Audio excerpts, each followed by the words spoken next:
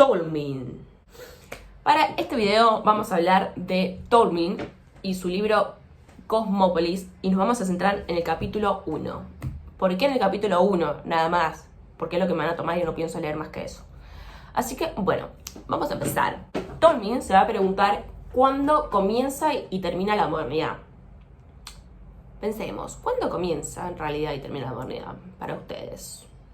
Qué pregunta, ¿no? Bueno, Tolmin se va a preguntar esto y va a llegar a la conclusión y va a decir que existen dos tipos de modernidades. Una primera modernidad y una segunda modernidad. Para explicar esto, va a criticar la tesis heredada. ¿Qué es la tesis heredada? Bueno, la tesis heredada va a decir que la modernidad comienza en el siglo XVII hasta fines de la Segunda Guerra Mundial. Bueno, va a plantear que la modernidad se da en esta época gracias a una gran prosperidad económica, todo esto hablando en Europa, ¿no? Una gran prosperidad económica que se da en Europa, un bajo poder de la iglesia, una emancipación del pensamiento. ¿Qué quiere decir esto? Que hay como una independencia en cuanto a la filosofía.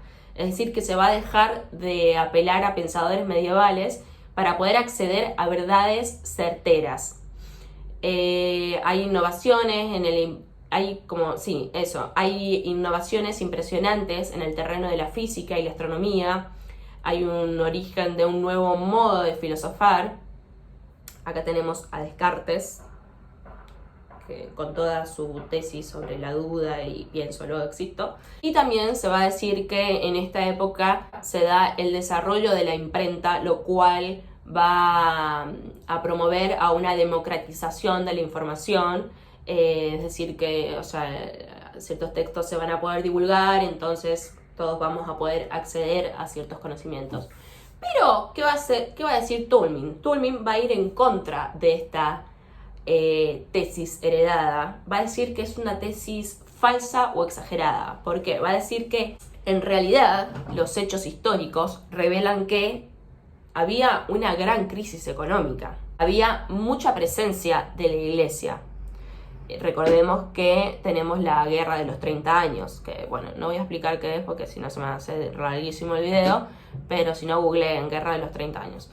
Y dice que la imprenta ya había comenzado un siglo antes. Si bien estaba la imprenta, pero ya había empezado antes. Entonces, Tolmin va a decir que la modernidad comienza un siglo antes, en el siglo XVI. Y esta va a ser llamada la primera modernidad como una modernidad renacentista.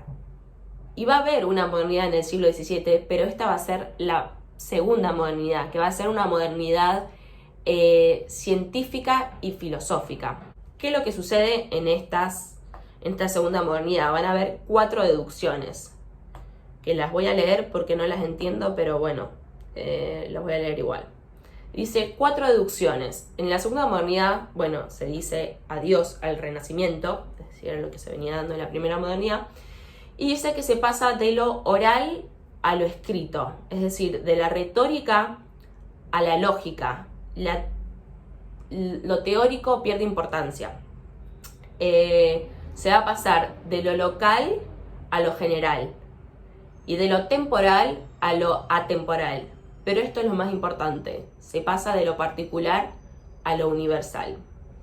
Se intenta buscar verdades y certezas. Según Tolmin, era tanto el conflicto social que la tesis heredada evadía, que esto motivó a un cambio de pensamiento. Bueno, espero que hayan entendido algo y que les vaya muy bien en su parcial.